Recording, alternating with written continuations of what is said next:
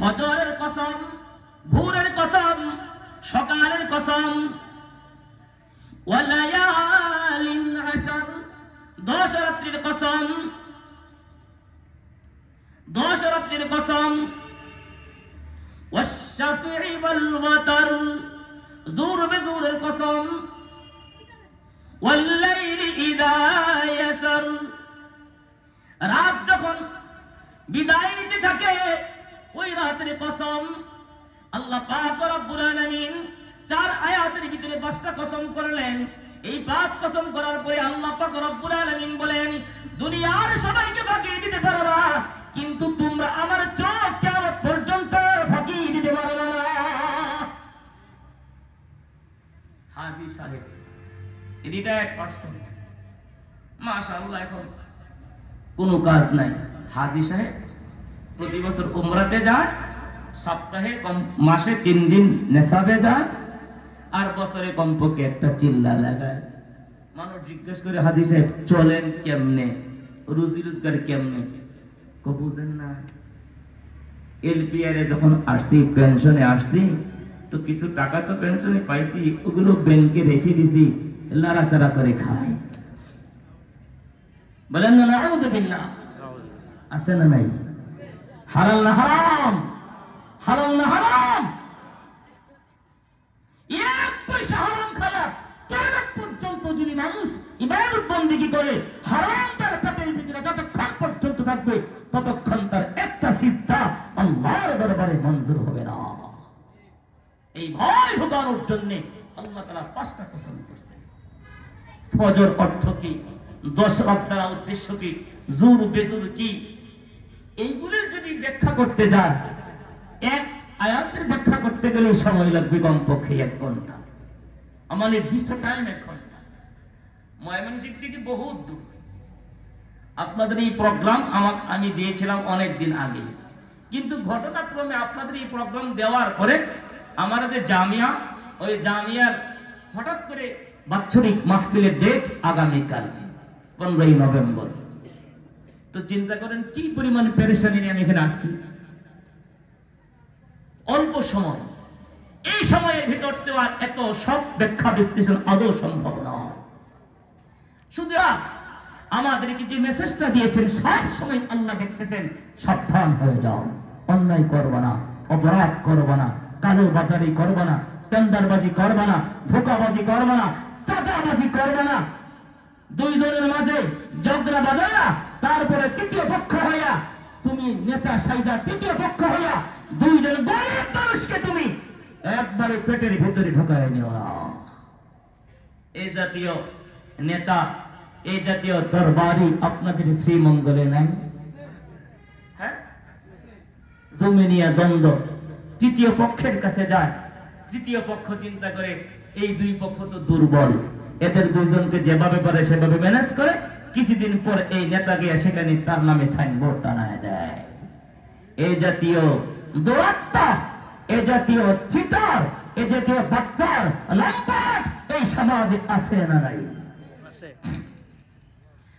আল্লাহ পাক রব্বুল আলামিন বলেন, ওদের জন্যই আমার পক্ষ থেকে 5টা কসম করে বললাম, ইন্না রাব্বাকা লাবিল মিরসাদ।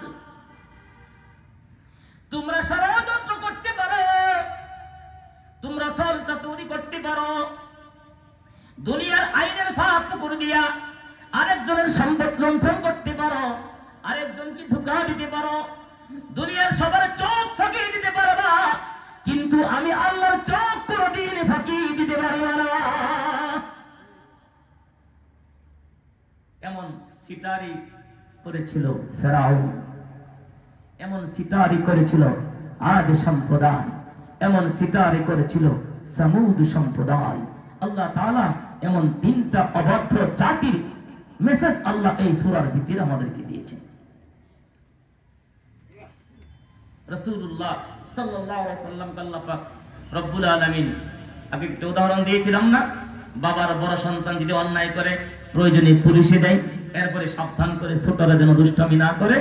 আল্লাহ তাআলা রাসূলকে লক্ষ্য করে বলেন, ইয়া রাসূলুল্লাহ, আমি তো 5টা কসম করলাম, এরপরে আমি আমার পক্ষ থেকে সাবধান করে দিলাম, ইন্না রাব্বাকা লাবিল মিরসাদ, জবাবে কসম।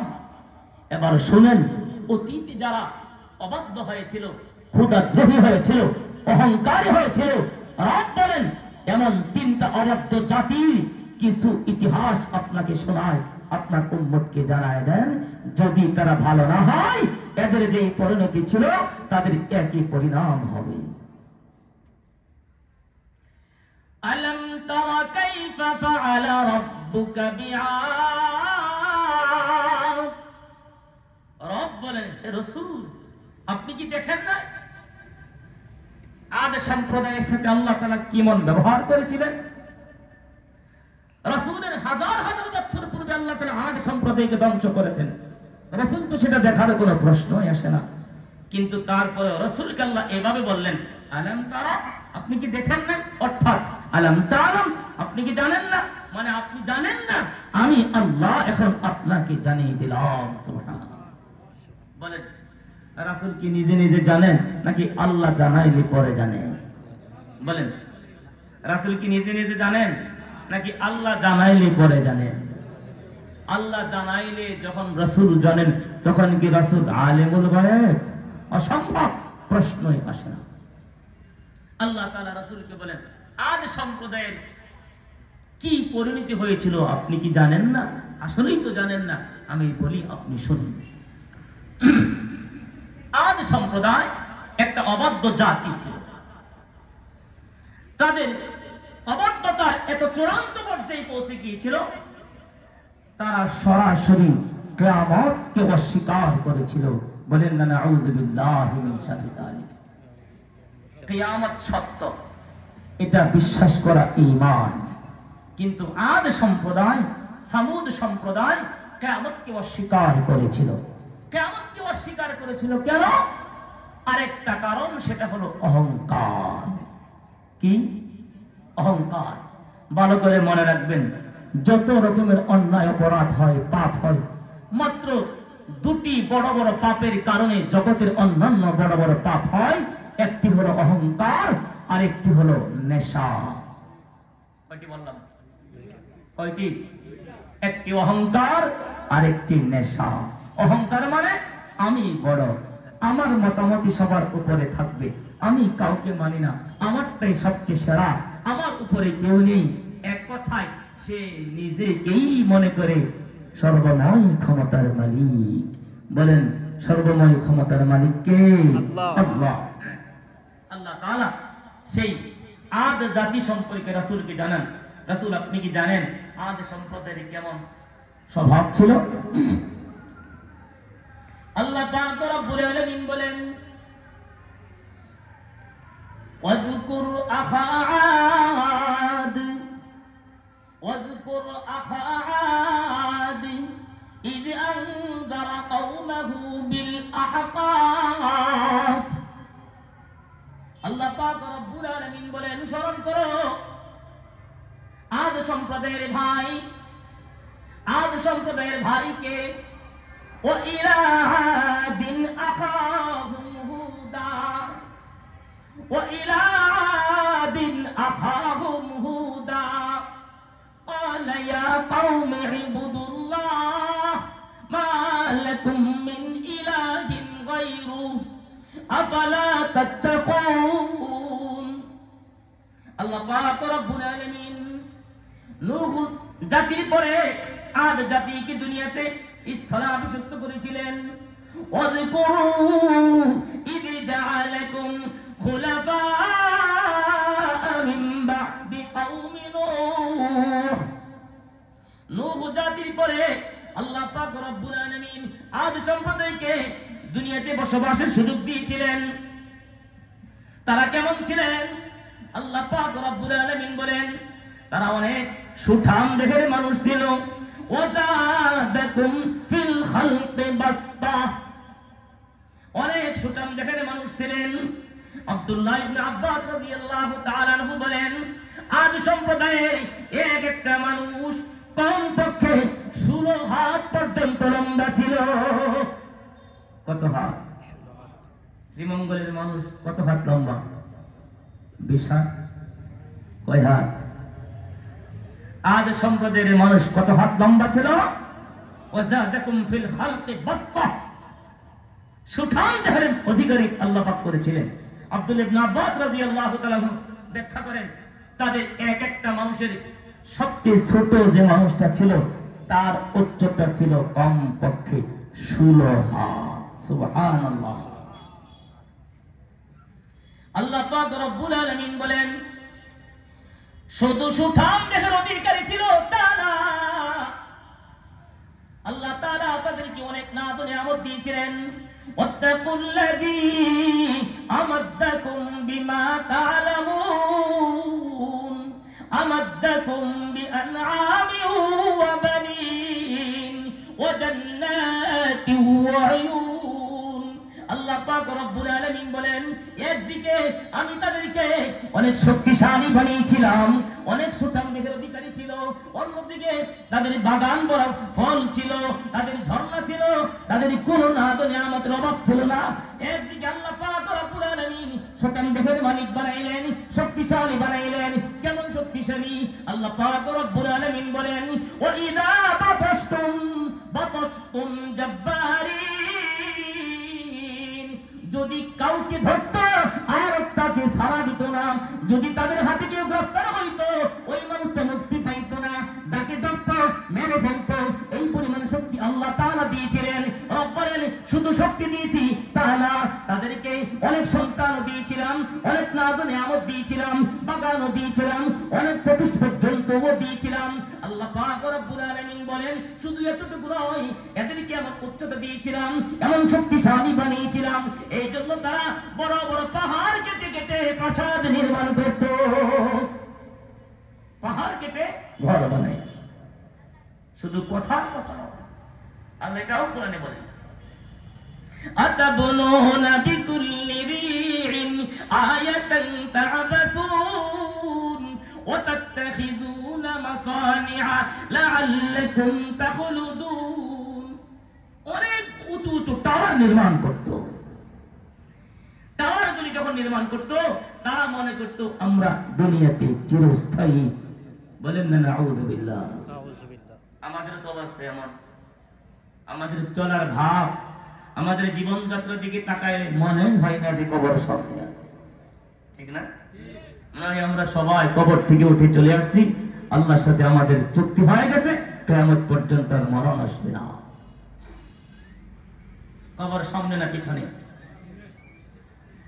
একদিকে আল্লাহ তাআলা তাদেরকে সুঠাম দেহের অধিকারী বানালেন, শক্তি দিলেন, অনেক শক্তি।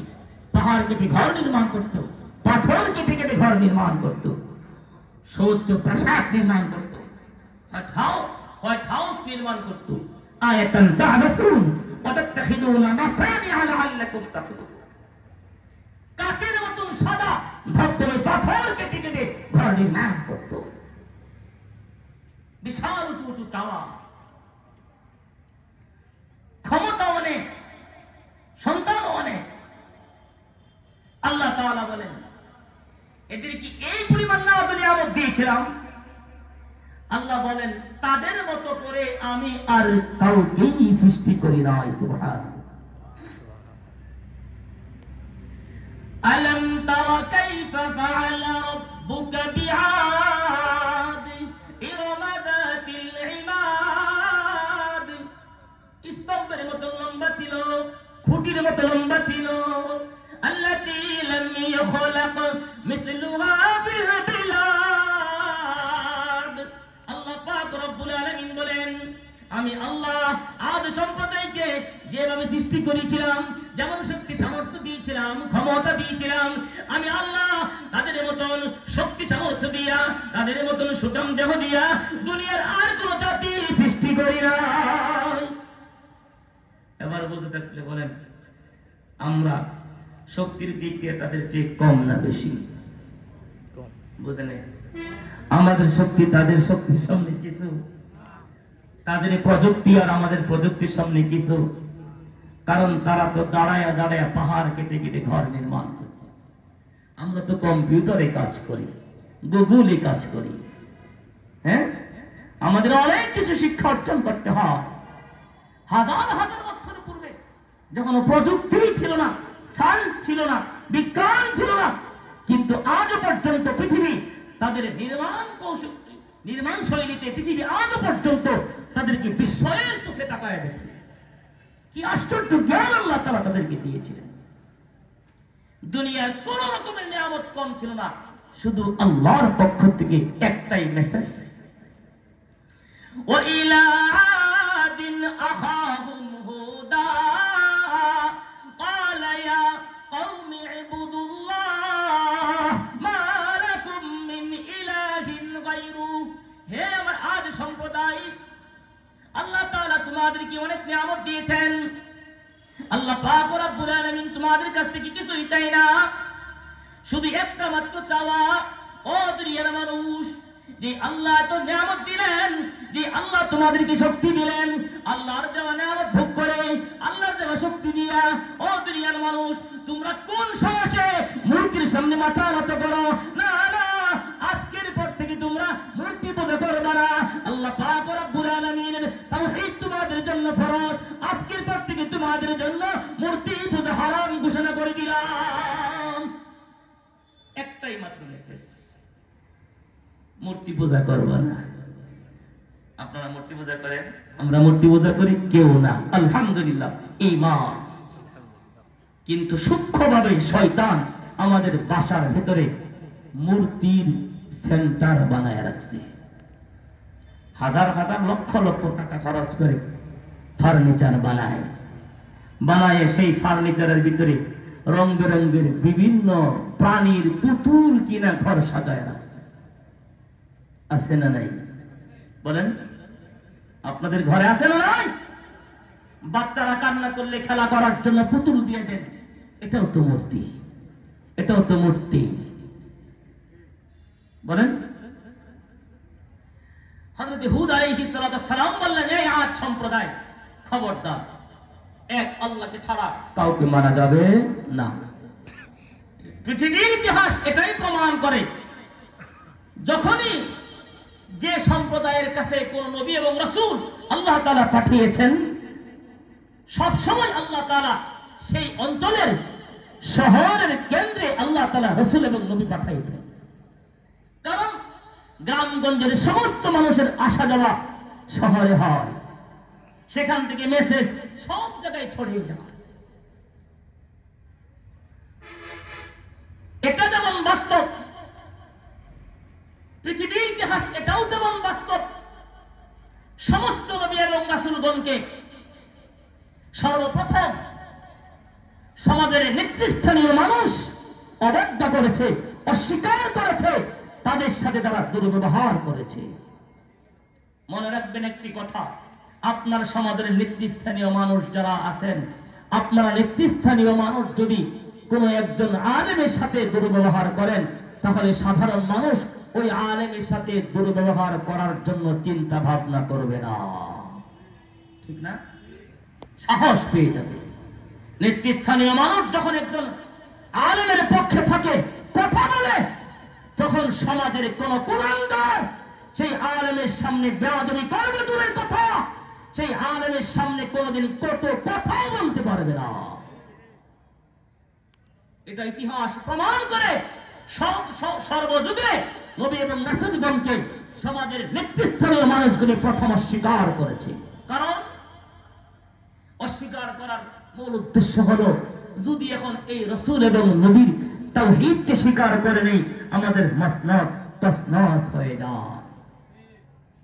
বুঝছেন? قال الملأ الذين كفروا من قومه إنا لنراك في سفاهة وإنا لنظنك من الكاذبين। হুদ আলাইহিস সালাতু ওয়াস সালাম আদ সম্প্রদায়ের সামনে যখন তাওহীদের দাওয়াত শুরু করলেন, বলো লা ইলাহা ইল্লাল্লাহ, এই তাওহীদের দাওয়াত যখন শুরু করলেন, সর্বপ্রথম সমাজের নেতৃস্থানীয় মানুষগুলি নবী হুদ আলাইহিস সালামকে বলল, ইন্না লানারাকা ফি সাফাহা, আমার দিকে তাকাও, নবী হুদ আলাইহিস সালাম তাওহীদের দাওয়াত দিলেন, রিসালাতের দাওয়াত দিলেন, কিন্তু বেঈমান কাফেরদের লিডাররা বলল, ইন্না লানারাকা ফি সাফাহা, আমরা তো তোমাকে বোকা মনে করি, তুমি তো নির্বোধ, তুমি সমাজের উন্নতির পথে বাধা। বলেন নাউযুবিল্লাহ। ইন্না লানারাকা ফি সাফাহা, তো তুমি তো অসামাজিক, তুমি বোকা, তুমি নির্বোধ, বর্তমান সমাজ সম্পর্কে তোমার কোনো আইডিয়া নাই। বর্তমান সমাজে প্রত্যেকের মাথা পিছু একটা করে পাথরের মূর্তি লাগে, আর তুমি এসে বললা যে মূর্তি পূজা হারাম, তাহলে সমাজ সম্পর্কে তোমার কোনো আইডিয়া নেই। ওই সময়ে কাফেরদের লিডাররা বক্তব্য দিয়েছিল, আর এখন আমার মুসলমান বক্তব্য দেয়।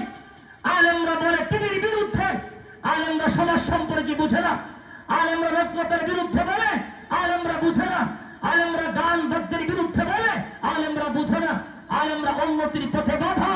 যারা আলেমদেরকে এই কথা বলে ট্যাগ লাগাইতে চায়, এরা মুসলমান নাম হতে পারে, কিন্তু এরা ওই হাজার হাজার বছর পূর্বে বেঈমান কাফেরদের লিডারের প্রেতাত্মা, এতে কোনো সন্দেহ না। ইন্না লানারাকা ফি সাফাহা, এক নম্বর বক্তব্য বেঈমানরা, হে হুদ তুমি বোকা। ওয়া ইন্না লানাযুন্নুকা মিনাল কাযিবিন, দুই নম্বর তুমি মিথ্যাবাদী। বলেন না নাউযুবিল্লাহ। হ্যাঁ, আমরা তো এই জাতের মুসলমান, পালনের কাজ কি বলবো, তারা তো বলবেই, তারা তো কাজই হলো বলা, আসছে বক্তব্য দিবে, বয়ান দিবে, চলে যাবে, তাদের কাজই তো এটা। এমনটা মনে করবেন না, এমনটা মনে করবেন না, সামনে কবর কিন্তু আছে। আপনার দাঁতের চিপায় যখন কোনো হাড্ডি আটকে যায়, মাংস আটকে যায়, খাবার আটকে যায়, আপনি আঙ্গুল দিয়ে চেষ্টা করলেও কিন্তু দাঁতের চিপাই থেকে সেই আটকা খাবারটা বের করতে পারেন না।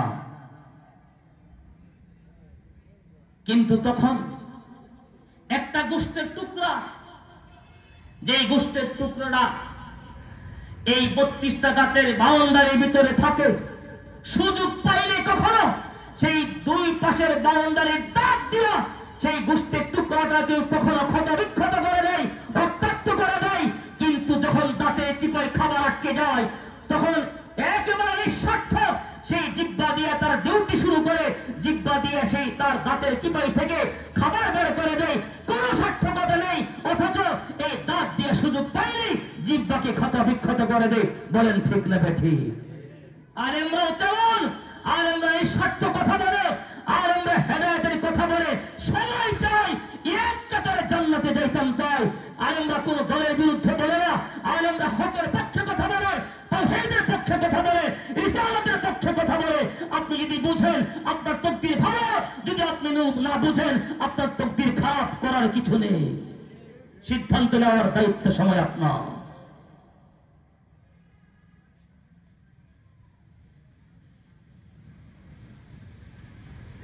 হুদ আলাইহিস সালাম দাওয়াত দেই, বেঈমানরা এক নম্বর বলছে তুমি উন্নতির পথে বাধা, তুমি বোকা, অশিক্ষিত। আমাদেরকে যেমন বলে যে আলেমরা অশিক্ষিত, তাদের কোনো পাবলিক ভার্সিটির সার্টিফিকেট নেই, জাতীয় ভার্সিটির সার্টিফিকেট নেই। এই সার্টিফিকেট নিয়ে যদি কথা বলি কমপক্ষে 2 ঘন্টা লাগবে। একটা কথা বলে যাই, আলেমদের সার্টিফিকেট এত উঁচু, এত উঁচু, দুনিয়ার কোন জাগতিক চোখ দিয়ে, বিজ্ঞানের প্রযুক্তি দিয়ে কোন আলেমের সার্টিফিকেট না পাওয়া কখনো সম্ভব নয়। আলেমের সার্টিফিকেট দেখতে গেলে মাথার ঘাড় ভেঙে যাবে, কিন্তু তারপরে দেখা সম্ভব নয়। শুধু এতটুকু বলে দিলাম, যাদের চোখ আছে তারাই বুঝে আলেমদের পাওয়ার আর ক্ষমতা। নবীদের ওয়ারিস, নবী দাওয়াত দেই তোমরা মানো আল্লাহকে, বলো লা ইলাহা ইল্লাল্লাহ।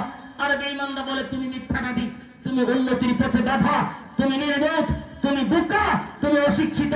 এই ছাড়াও যদি কোন আলেমকে নায়েবে নবীকে এমন কথা বলে, নিঃসন্দেহে তার ঈমানের সম্ভাবনা আছে, মৃত্যুর আগে চলে যাবে, যদি তওবা করে ফিরে না আসে। তো আদ সম্প্রদায় তাদের নেতৃস্থানীয় মানুষগুলি প্রথমেই রাসূলকে নবীকে অস্বীকার করল।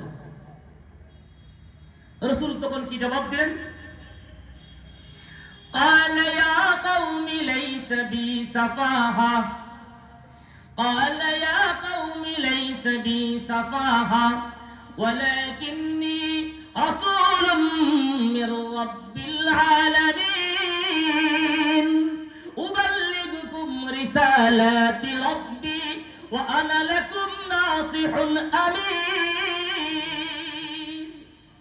আরে আমাকে তোমরা বোকা বলতে পারো, আমাকে মূর্খ বলতে পারো, উন্নতির পথে বাধা মনে করতে পারো, মিথ্যা গুটেক লাগাইতে পারো, জঙ্গি বলতে পারো, অনেক রকমের গাল মন্দ করতে পারো, কিন্তু শোনো, তুমি গাল মন্দ করবে, আমি কিন্তু গালাগালি করবো না। কারণ গালাগালি করে খারাপ মানুষ, আর আমরা নবীদের ওয়ারিস, গাল মন্দ করে না। ইন্নী রাসূলুম মির রাব্বিল আলামিন, আমি আল্লাহর পক্ষ থেকে রাসূল, আমি আল্লাহর পক্ষ থেকে নবী, হেদায়েতের বার্তা নিয়ে তোমাদের সামনে হাজির হয়ে গেলাম। আমি তোমাদের কল্যাণকামী, হিতাকাঙ্ক্ষী। তোমরা কি আশ্চর্য হয়ে গেছো যে তোমাদের ভিতর থেকে একজনকে আল্লাহ রাসূল আর নবী হিসেবে বেছে নিলেন? আশ্চর্য হয়ে গেছো? আশ্চর্য হয়ো না। আল্লাহ যাকে চাই তাকে নবী বানায়, যাকে চাই তাকে রাসূল বানায়, যাকে চাই আল্লাহ তাকে আলেম বানায়, যাকে চাই আল্লাহ তাকে হাফেজ বানায়। ঠিক না বেটা?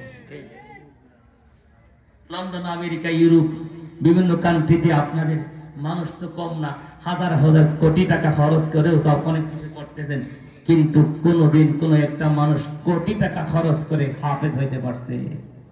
হ্যাঁ, আমি কয়েক বছর আগে আপনাদের সিলেট শহরে একটা প্রোগ্রামে এসেছিলাম, ওখানে একজন ব্যারিস্টার সাহেবের দাওয়াতে এসেছিলাম। যাক, ওইটা বলতে গেলে সময় চলে যাবে, আমার সময় খুব কম। তো যেহেতু আলেমদের নবীকে প্রথমেই অস্বীকার করছে কারা? নেতৃস্থানীয় মানুষ। এই জন্য সমাজের নেতৃস্থানীয় মানুষ যেদিকে যায়, সাধারণ মানুষ সেদিকে যায়। সাধারণ মানুষ সেদিকে যায়, নেতৃস্থানীয় মানুষ যেদিকে যায়। সমাজের নেতৃস্থানীয় মানুষ যদি নামাজের দিকে যায়, সাধারণ মানুষ নামাজের দিকে যায়। সমাজের নেতৃস্থানীয় মানুষ যদি জুয়ার আসরের দিকে যায়, মদের আসরের দিকে যায়, নারীবাদীর দিকে যায়, সাধারণ মানুষ সেদিকে যায়। তখন নিজে অপরাধ করে যে পরিমাণ অপরাধী, তার দেখা দেখি আর অসংখ্য মানুষ অপরাধ করে, সবার অপরাধের সম পরিমাণ গুনাহ তার আমল নামায় গিয়া শরীক হয়ে যায়, কারণ সে হলো সমাজপতি, সমাজের নেতা। বুঝছেন? যেহেতু সমাজের নেতাই রাসূলকে অস্বীকার করছে, সাধারণ পাবলিক আর কি করবে? তাদের বক্তব্য আরো ভয়ানক। أجئتنا لتأفكنا عن آلهتنا فأتنا بما تعدنا إن كنت من الصادقين। আদি সম্প্রদায়ের সাধারণ মানুষ, কাফের মুশরিকেরা হুদ নবীকে বলল, ও হুদ, তুমি কিয়ামত সম্পর্কে বলতেছো সত্য কথা, কিয়ামত নাকি হবে, সত্য কথা তুমি বলতেছো, তাওহীদের দাওয়াত নিয়ে আসছো, কিন্তু আমরা মনে করতেছি তুমি তাওহীদের কথা দিয়া আমাদের মসনদ তুমি দখল করতে চাও। বলেন না নাউযুবিল্লাহ, নাউযুবিল্লাহ। ওহুদ, তাওহীদের কথা বলো, রিসালাতের কথা বলতেছো, তোমার এই তাওহীদ এবং রিসালাতের দাওয়াতের মাধ্যমে আমাদের মনে হচ্ছে আমাদের মসনদ তুমি দখল করতে চাও। বলেন না নাউযুবিল্লাহ। আমাদের কি এখন তাই বলে না যে হুজুররা মসজিদে থাকবে, মাদ্রাসায় থাকবে, খানকায় থাকবে, রাজনীতির কথা কেন বলে? হুজুরদের কি মসনদের লোভ যাচ্ছে নাকি? বলে কি বলে না? বলেন।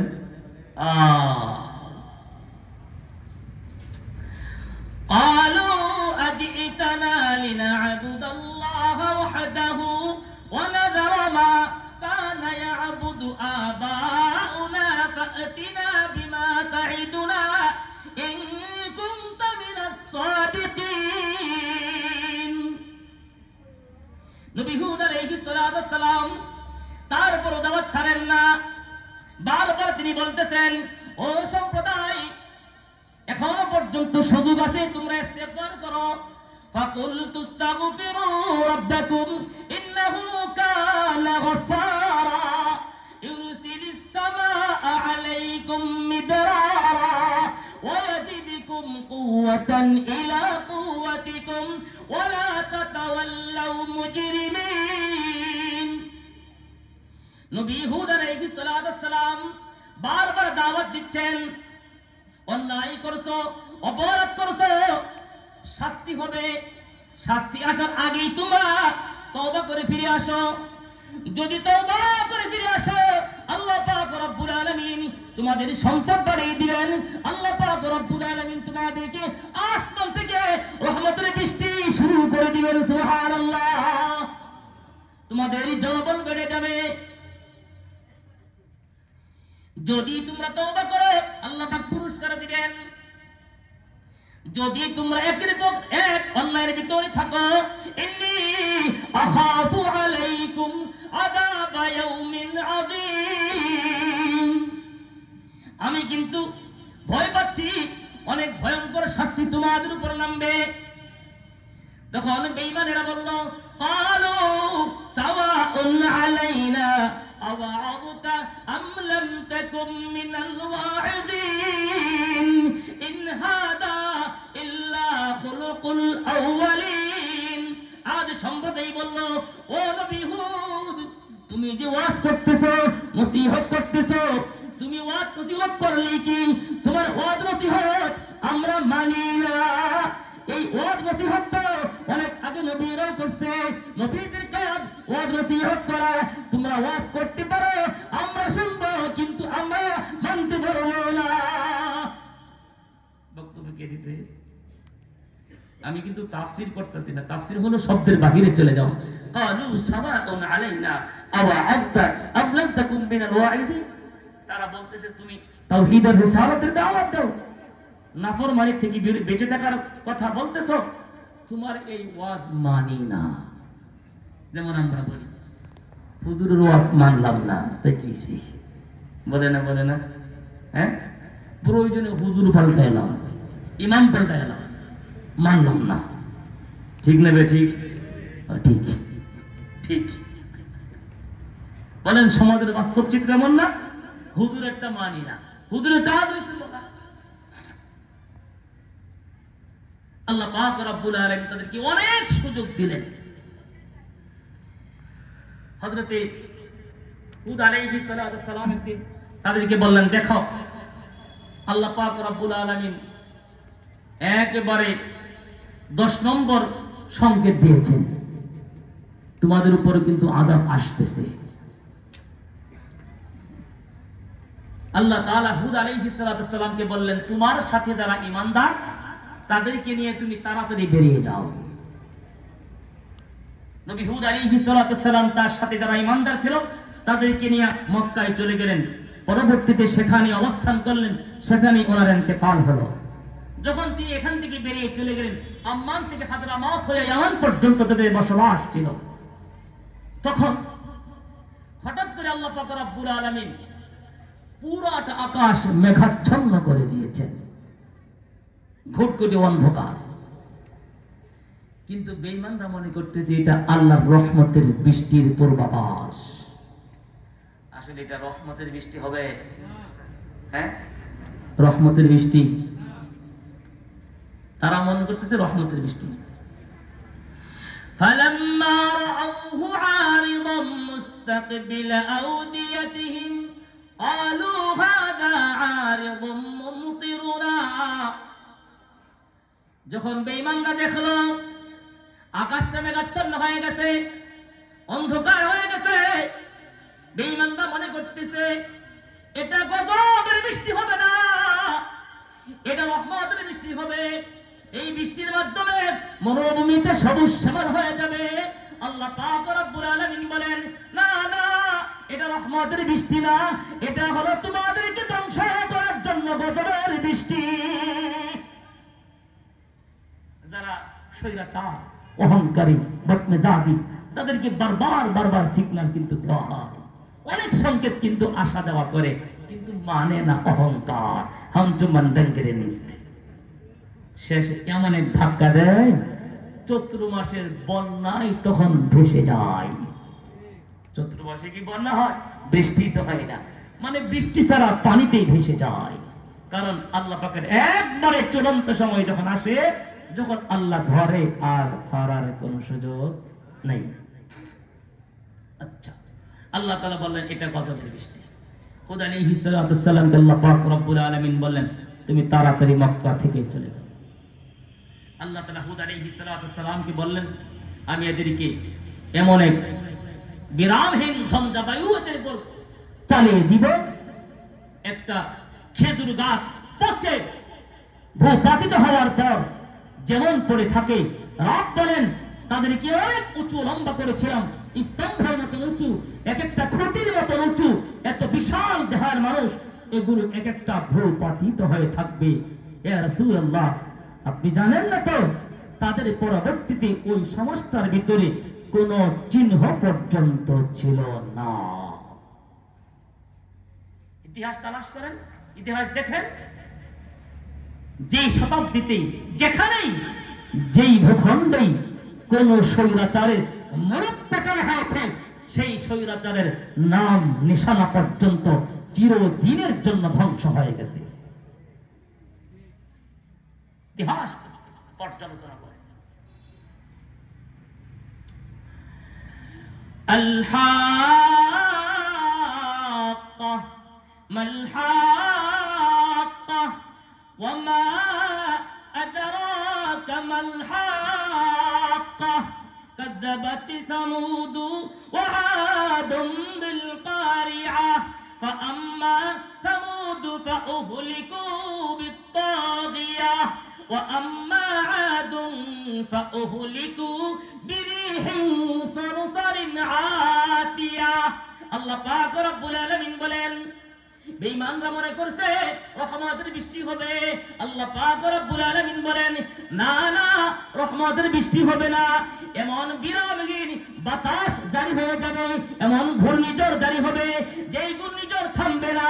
আল্লাহ পাক রব্বুল আলামিন বলেন কতদিন পর্যন্ত থাকবে?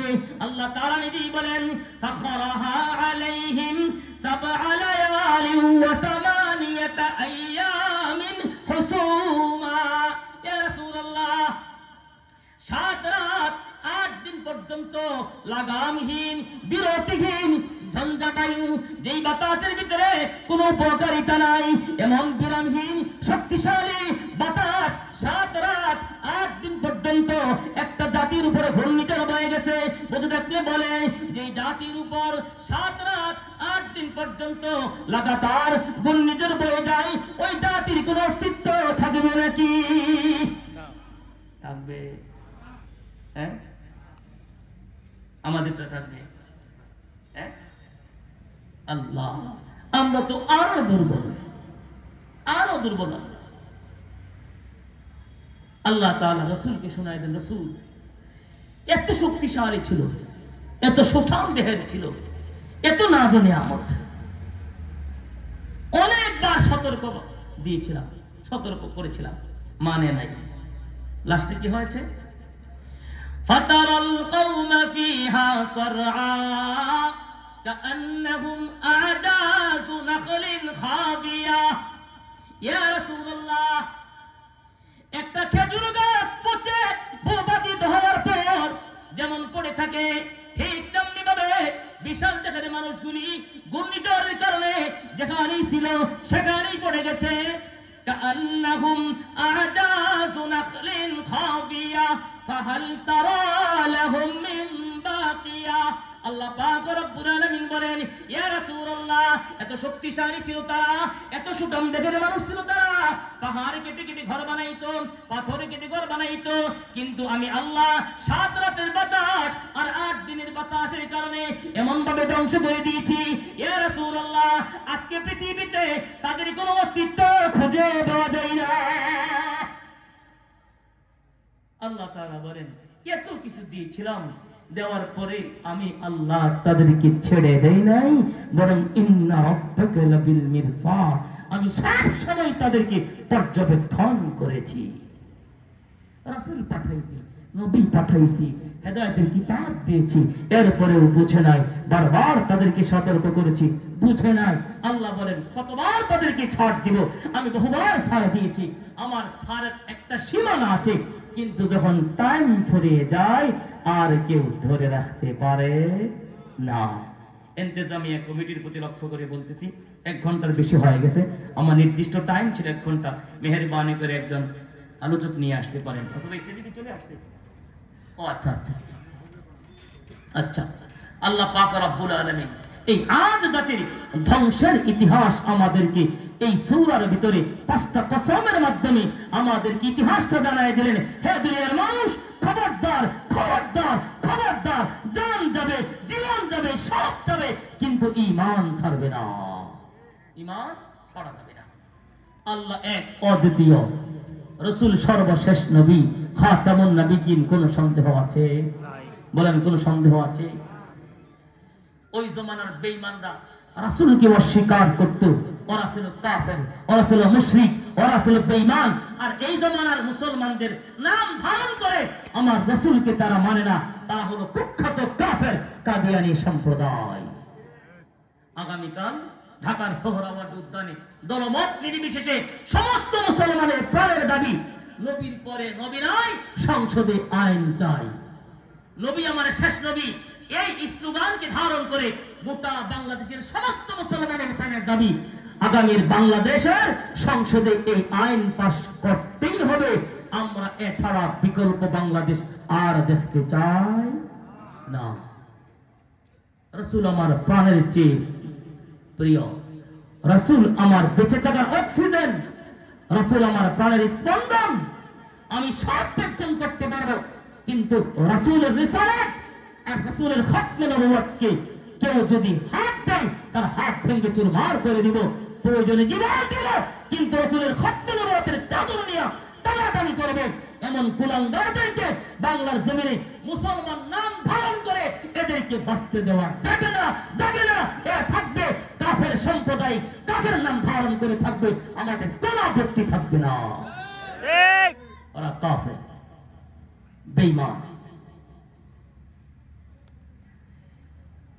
আমাদের প্রত্যেকের ডানে বামে 2 জন ফেরেশতা, জমিন আমাদের সাক্ষী, রব আমার সাক্ষী, আমার হাতের আমার অঙ্গ প্রত্যঙ্গ আমার সাক্ষী।